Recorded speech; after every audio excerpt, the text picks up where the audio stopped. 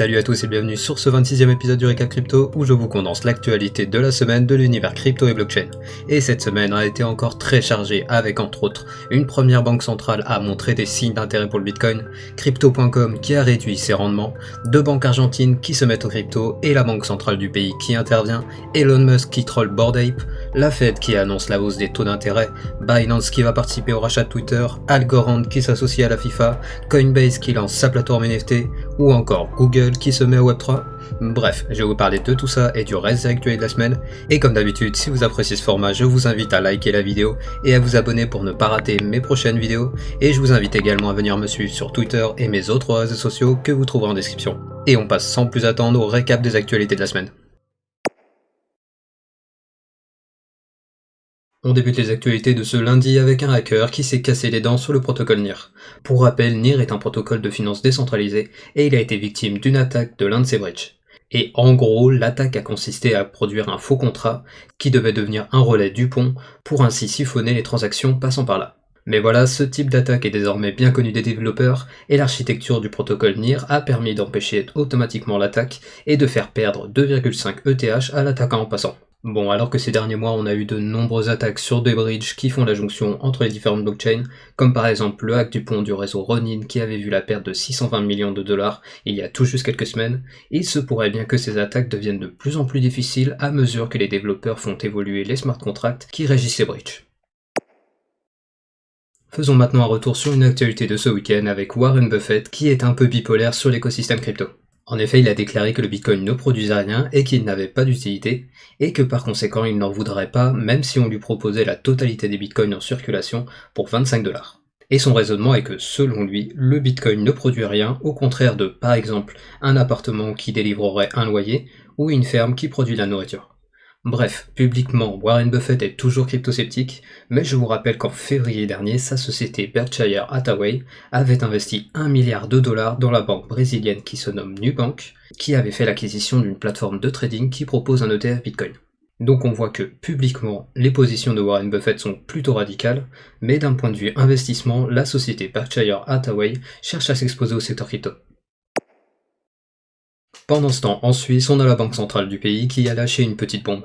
En effet, aujourd'hui, on a l'agence de presse Reuters qui dévoile que le chef de la banque centrale suisse aurait déclaré, je cite, « L'achat de Bitcoin n'est pas un problème pour nous pouvons le faire directement ou acheter des produits d'investissement basés sur le Bitcoin. » Mais il aurait également précisé qu'à l'heure actuelle, le Bitcoin ne répond pas encore aux exigences des réserves de change, et donc pour le moment la banque centrale n'en ajoute pas à son bilan. Ce qui sous-entend, quand on lit entre les petites lignes, que la Banque centrale de Suisse se tient prêt à mettre en réserve du Bitcoin dès que les conditions le permettront. Bref, vous connaissez tous la trame hypothétique de l'adoption du Bitcoin, qui débute tout d'abord par les particuliers, ensuite les entreprises, ensuite les pays, et finalement les banques centrales. Et avec ce genre d'annonce, on commence à voir le dernier domino qui montre des signes d'intérêt pour le Bitcoin, et tout cela pourrait s'accélérer si le dollar devait finir, comme le prédisent beaucoup d'analystes, par perdre sa dominance, ce qui entraînerait une compétition des monnaies et donc la fuite vers une réserve de valeur dont la production n'est contrôlée par personne.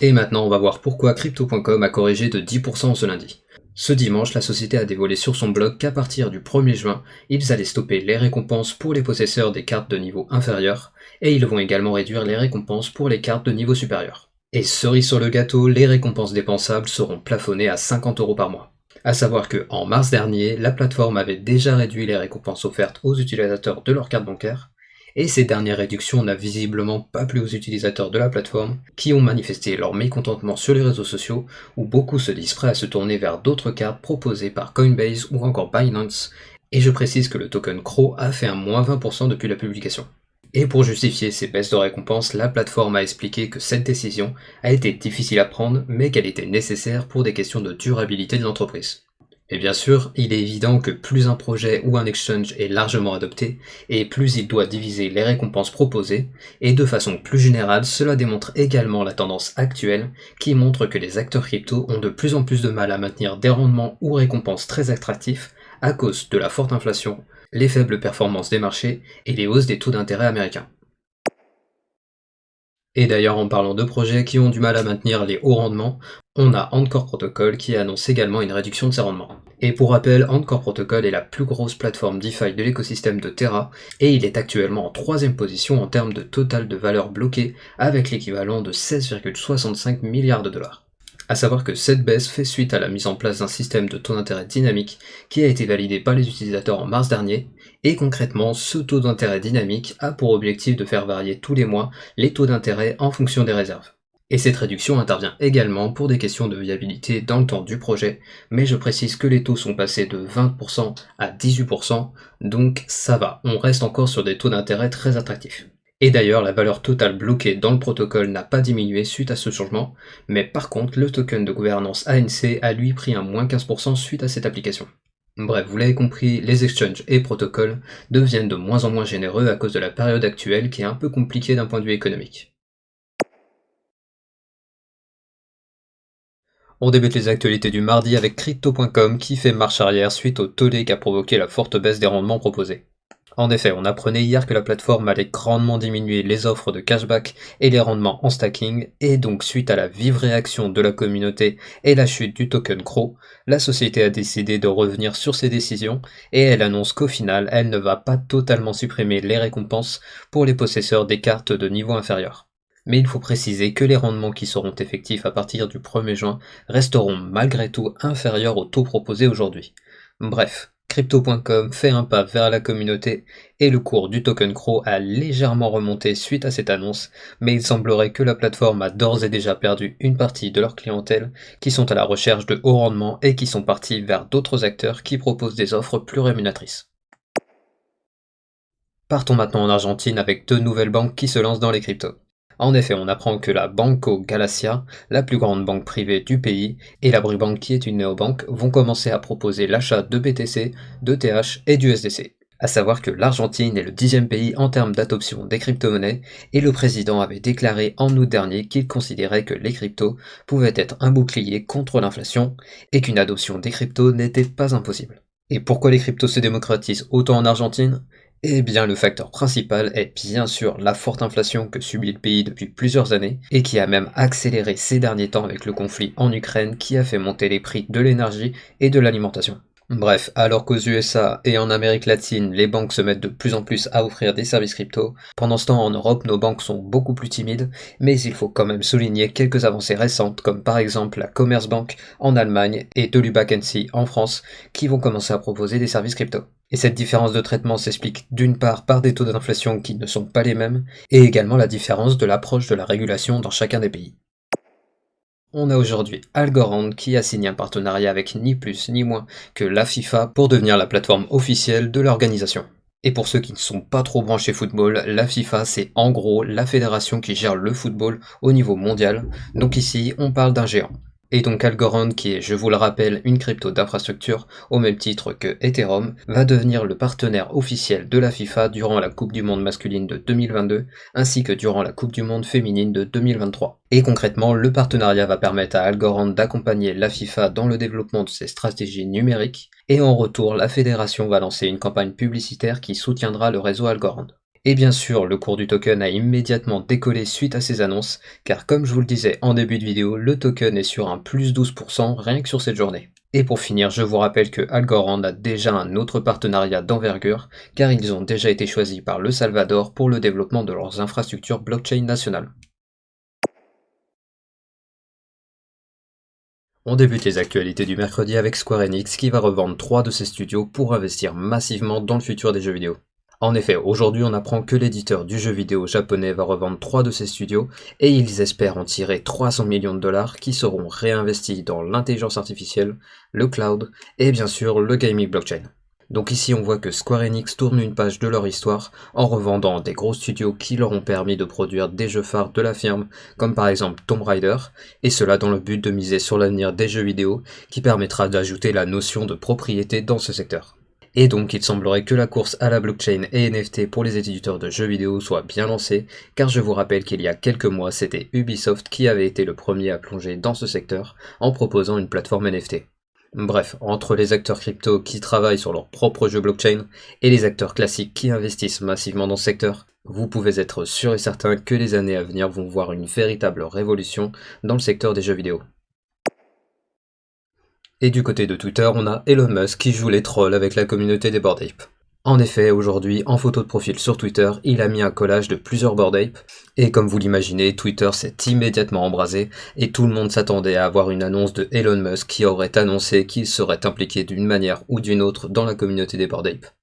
Et bien sûr, suite à ça, le cours du ApeCoin, le token de gouvernance de la communauté Bored Ape, a été jusqu'à faire un plus 21% en seulement une heure, et après la publication de cette nouvelle photo de profil, il a posté un tweet qui disait, je cite, « semble un peu fongible ». Et cela a immédiatement refroidi les spéculateurs qui ont compris qu'Elon Musk était publiquement en train de critiquer le projet de ApeCoin, qui est finalement revenu à son cours initial en seulement 3 heures. Au final, ici, il y a 3 théories qui sont possibles. Soit Elon Musk a juste voulu troller gratuitement la communauté, soit il a manipulé le cours du ApeCoin pour tirer des profits pour lui ou d'autres personnes, soit il s'est effectivement impliqué dans des projets de Bored Ape et pour le moment il ne souhaite pas en dire plus.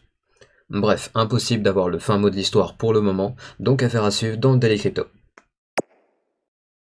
Partons maintenant aux USA avec la réunion du FOMC qui va avoir lieu aujourd'hui, et à 20 h on va avoir les annonces concernant la direction que prendront les taux d'intérêt. A savoir que les annonces qui sont attendues sont une réduction de la quantité de liquidité en circulation via une hausse des taux d'intérêt de l'ordre de 0,5%. Concrètement, il ne devrait pas y avoir de surprise au niveau des annonces qui seront faites ce soir, mais il faut quand même s'attendre à une forte volatilité sur les marchés traditionnels et donc sur le marché des cryptos.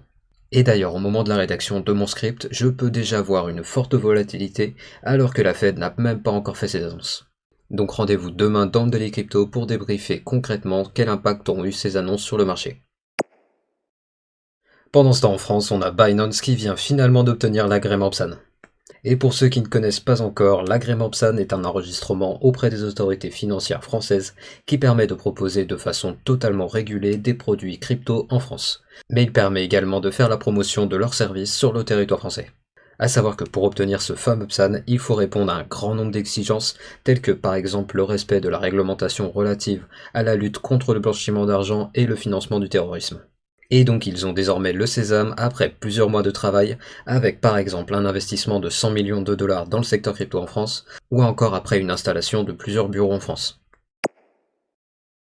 Et en parlant de grosses places d'échange crypto, on a aujourd'hui Coinbase qui vient d'annoncer qu'ils ont contracté un prêt garanti par du Bitcoin auprès de la banque Goldman Sachs. Concrètement, étant donné que Coinbase possède une grande quantité de crypto et qu'ils ne souhaitent pas les convertir en monnaie fiat, ils prennent donc une partie de leur Bitcoin en collatéral pour emprunter des monnaies fiat qui serviront au financement du développement de leur plateforme. Et la banque qui a accepté de réaliser cette opération est Goldman Sachs, qui est, je vous le rappelle, le leader mondial des banques d'investissement. Et l'un des cadres de Coinbase a déclaré qu'il s'agissait d'une première étape dans la reconnaissance des cryptos comme garantie pour des emprunts, et il a également déclaré que l'accord visait à consolider le pont entre les économies fiduciaires et les cryptos. A savoir que ce type d'annonce, il y a tout juste 2 ans, aurait fait la une de tous les médias, et elle aurait fait exploser le cours du Bitcoin, mais on voit que aujourd'hui, ce type d'actualité est limite devenu banal, ce qui démontre encore une fois que la barrière entre le secteur crypto et le secteur bancaire classique n'existe plus aux USA. On continue à parler des banques qui s'ouvrent aux crypto avec la LGT Bank qui va proposer à ses clients la possibilité d'investir directement dans le secteur des crypto-monnaies. A savoir que la LGT Bank n'est pas une banque lambda car il s'agit d'une banque située au Liechtenstein et qui est la plus grande banque privée familiale au monde. Donc ici, rien à voir avec la banque postale. Bref, on a désormais les banques les plus prestigieuses et les plus fortunées qui ont bien compris que l'écosystème crypto a un grand avenir devant lui et ils décident donc de rentrer dans ce secteur. Bon, bien sûr, on commence les actualités de ce jeudi avec l'événement majeur de la journée, qui est la chute de 6% du Bitcoin qui a entraîné le reste du marché crypto. Et je vous rappelle qu'hier, je vous disais que la volatilité allait être extrême sur les marchés suite aux déclarations de la Fed, et ce fut effectivement le cas, car hier soir, le BTC est allé chatouiller les 40 000 $, avant de commencer sa chute à 15h30 aujourd'hui vers les 36 900 $. Et pourquoi spécifiquement à 15h30 ? Eh bien parce qu'il s'agit de l'ouverture des marchés américains qui ont totalement effacé la hausse de la veille comme vous pouvez le voir à l'écran sur le cours du S&P 500. Bref, vous le savez déjà, les cryptos sont toujours autant corrélés au marché US. Mais alors que le marché ne montre pas de signe de reprise haussière, on a Binance qui a participé au rachat de Twitter par Elon Musk.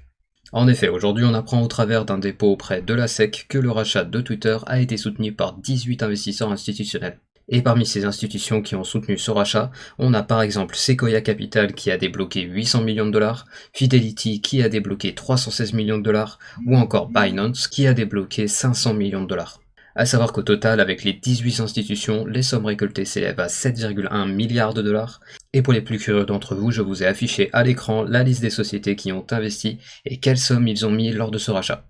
Et avec ce soutien, la société Binance pourrait bientôt peser dans les futures évolutions du réseau social qui est à l'aube d'un changement profond et qui pourrait bien faire sa transition vers le Web3 sous la direction de Elon Musk. Sans transition, on a Gucci qui continue son intégration du secteur crypto, car je vous rappelle que la société avait déjà fait son entrée dans le métaverse de The Sandbox en février de cette année.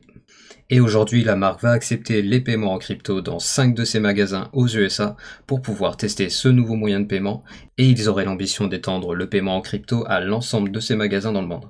A savoir que les cryptos qui seront acceptés seront bien sûr le BTC et le TH, ainsi que 5 stablecoins, mais également le Dogecoin et le Shiba Inu. Et il est important de préciser que le choix de conserver les cryptos ou de les convertir en dollars reviendra à chaque enseigne. Bref, depuis plusieurs mois, on voit de nombreux acteurs du secteur du luxe qui se mettent à la crypto, et la tendance ne semble pas prête de s'arrêter. Et en parlant des acteurs qui se lancent à fond dans le secteur crypto, on a Dubaï qui vient d'annoncer l'ouverture de bureaux virtuels dans le métaverse de The Sandbox. Bon, je pense qu'il est inutile de préciser que Dubaï fait partie des villes les plus crypto-friendly au monde et qu'ils sont actuellement en opération séduction pour attirer le maximum d'entreprises crypto sur leur sol. Et donc aujourd'hui, dans cette même dynamique, on a appris cette nouvelle initiative de leur part qui va consister à installer des bureaux virtuels qui serviront à rentrer en contact avec des clients qui sont dans d'autres pays et ainsi limiter les besoins en déplacement et en ressources physiques. De plus, ces bureaux serviront de canal principal pour partager des expériences et des informations avec tous les développeurs, les jeunes et les joueurs qui fréquentent le métaverse. Bref, pour résumer, Dubaï a bien compris que les métaverses permettent de toucher un public plus large, et ils deviennent ainsi la première ville au monde à se lancer dans le métaverse de The Sandbox.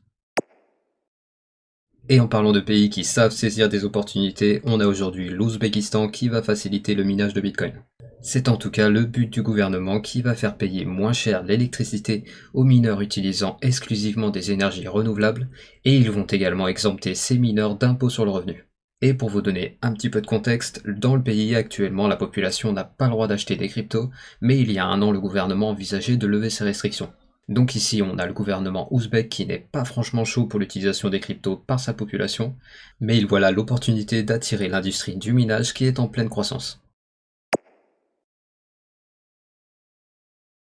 On débute les actualités du vendredi avec Theta qui s'associe à Sony pour les aider à lancer des NFT 3D qui seront compatibles avec l'écran de réalité spatiale de Sony qui permet l'affichage de contenu en 3 dimensions sans avoir besoin de lunettes 3D ou de casque de réalité virtuelle. Et pour ceux qui ne connaissent pas Theta Labs, il s'agit de la startup qui est à l'origine du projet Theta qui développe des solutions de diffusion de contenu en streaming de façon décentralisée. Et donc aujourd'hui il s'associe à Sony pour produire des NFT visibles en 3D, car comme le démontre Mitch Liu, les NFT actuels sont en version 2D, mais les métaverses sont déjà en 3D, et l'avantage du nouvel appareil de Sony est de pouvoir visualiser un NFT comme s'il était dans le vrai monde. Bref, pour le moment on n'en est qu'au début de ce développement, et bien sûr, comptez sur moi pour vous en reparler dès qu'on aura plus d'informations. On continue à parler NFT avec des nouvelles du côté de la nouvelle plateforme de Coinbase. Tout d'abord, je vous rappelle qu'hier, Coinbase avait ouvert l'accès de sa plateforme NFT à l'ensemble de ses utilisateurs. Et aujourd'hui, les chiffres ont de quoi décevoir un petit peu car ils ont gagné seulement 150 nouveaux utilisateurs pour cette première journée et au total, la plateforme compte environ 1300 utilisateurs. Bref, ils sont très loin d'OpenSea, mais il faut rappeler qu'ils ne font que commencer et que, en plus, ils lancent leur plateforme alors qu'il y a un large désintérêt des particuliers pour le secteur crypto et NFT. On débute les actualités du samedi avec Google Cloud qui a finalisé son équipe crypto. En effet, je vous rappelle qu'il y a un peu plus de 3 mois, la société avait annoncé la création de son département crypto et qu'il commençait à recruter une équipe spécialisée dans le secteur blockchain. Et donc aujourd'hui, ça y est, l'équipe est au complet, et Sundar Pichai, le PDG de Google, a déclaré que l'équipe sera chargée d'étudier comment elle peut répondre aux besoins de leurs clients en matière de création, de transactions, de stockage de valeur et de déploiement de nouveaux produits sur des plateformes basées sur la blockchain. Et on a également Amit Zaveri qui a déclaré dans un email aux employés que l'idée était de faire de la plateforme Google Cloud le choix préféré des développeurs. Donc en gros, Google a bien conscience de l'importance qu'est en train de prendre le secteur blockchain et le Web3, et ils ambitionnent de devenir un des leaders de ce secteur avec une équipe qui a commencé à se mettre au travail.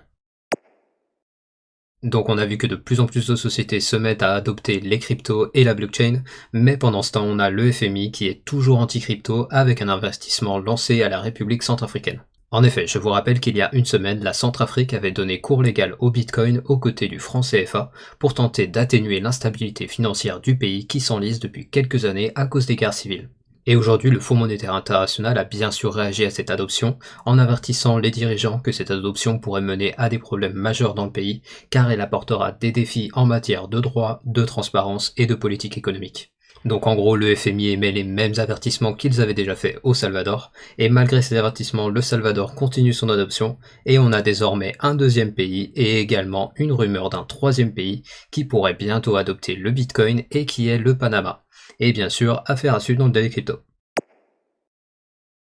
Et on finit ce récap crypto avec un récap du marché de cette semaine. Et comme vous pouvez le voir sur la main crypto, on a un marché qui est majoritairement dans le rouge vif, avec un BTC qui nous fait moins 8% et un ETH qui nous fait moins 6,5%. Comme vous pouvez également le voir sur le Crypto Bubble, on a un marché qui est majoritairement dans le rouge cette semaine, avec par exemple le CRO qui nous a fait moins 26%, le Hypecoin qui nous a fait moins 31%, le GMT moins 25% et Luna moins 24%. Mais on a quand même des projets qui s'en sortent pas trop mal, avec le Curve Finance qui nous fait plus 17%, Algorand qui nous fait quasiment un plus 30%, et Tron qui nous fait un plus 24%.